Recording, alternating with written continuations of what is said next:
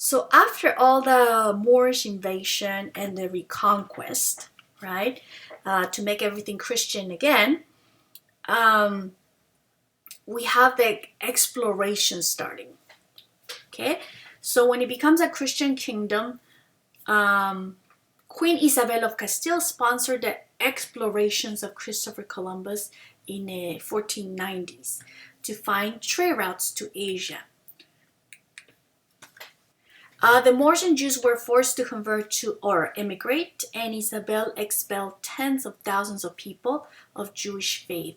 It's really sad because many of these Jewish people have been living centuries, hundreds of years in Spain, and they were forced to immigrate to other places because they were not Christians or true Christians. Whoever did not convert to Christianity were expelled from Spain. During the 1500s, the Catholics and the Protestants began fighting, okay, in Western Europe. So you have the Catholicism in Spain and the Protestants starting like in England and Germany, all that area. And the Spanish did not the Protestant religion to come into Spain. In 1588, they have the Spanish Armada, which is a ship, and attempted to invade the Protestant England and got defeated miserably. It was a very bad planning. Like the king at the time, Felipe II, which is Philip II of Spain, he was an ultra-religious guy, and he sent the ship full of religious people, more than soldiers, they say, and they failed miserably. And that was kind of like the symbolism to the end of the empire of Spain in the European side. So during the 1400s, the Portuguese exploration crusading through Africa and bringing back gold and slaves looked very successful. So Spain wanted to catch up to them. Since they already lost their empire in Europe, they wanted to start a new empire in other places and start like a trading exploration as well. So let's look at the Brazilian counterexample. The Portuguese arrived in the 1500s to Brazil. Okay, Pedro Álvares Cabral was bound for India. He was traveling to go to India, and he ended up in Brazil. So when he got there, he already knew that he was not in India, but he decided to name Brazil the island of the True Cross, and then he just went to his destination, which was India. And Brazil was not important to Portugal in the beginning. They already established many routes and reaches through South Asia, and they were focusing on those trades. They had outposts in Africa, to Arabia, India, Indonesia, China, and Japan. And they brought back like silk, porcelain, fresh spices like pepper, nutmeg, cloves, and cinnamon. Do you use any of those spices to cook? It's thanks to that trading, huh? And Persian horses and gold and silver. And the only thing that they saw in Brazil was Brazil wood. And it was used to make a red dye, as you can see in these pictures. From the tree, you get that red color. And they will make the dye for yarn, and make fabrics and stuff.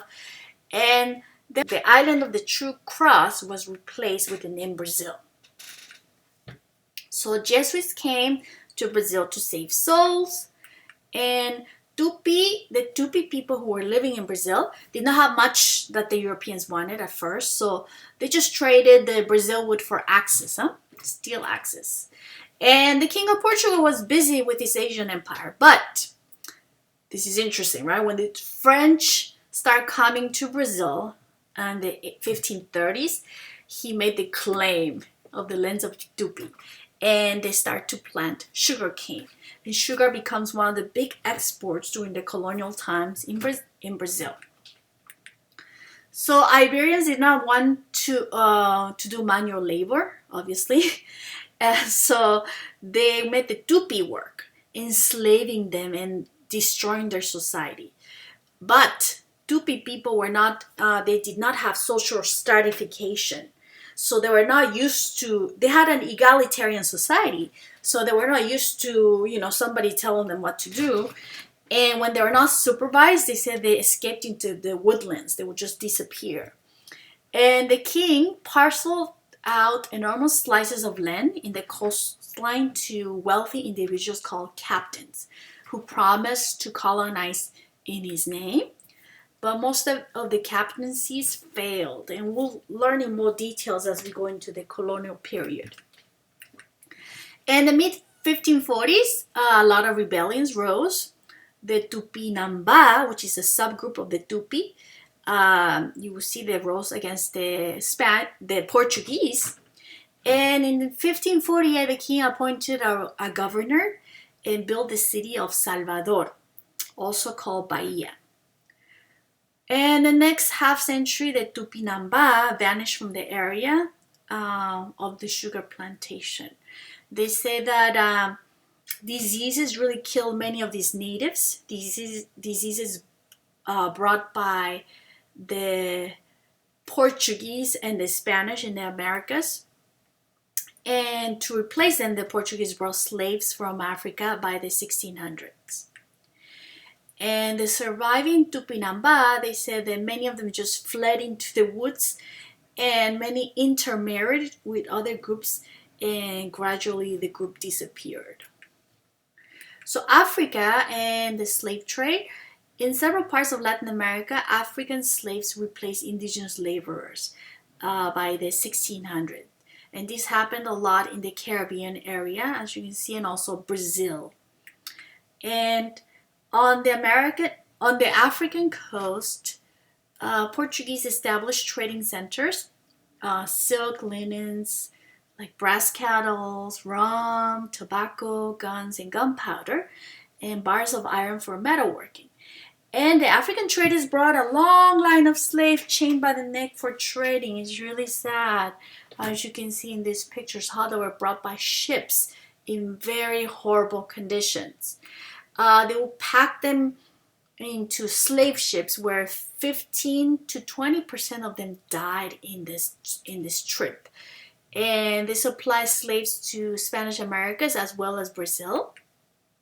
And 12 million people were brought over 4 centuries. That's a lot, huh? And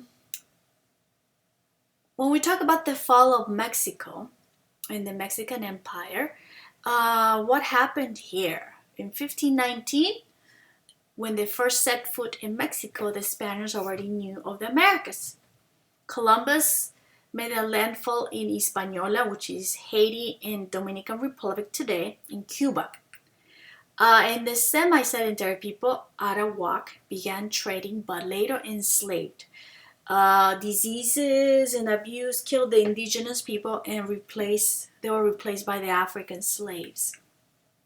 The Spanish invaders were not soldiers, but adventurers. They were seeking a lot of private fortunes. So they said many of them were like from low class, and many were criminals, and they were claiming for land. They wanted to get rich, and some of them did really get rich without any education or, any noble background. They became nobles in America.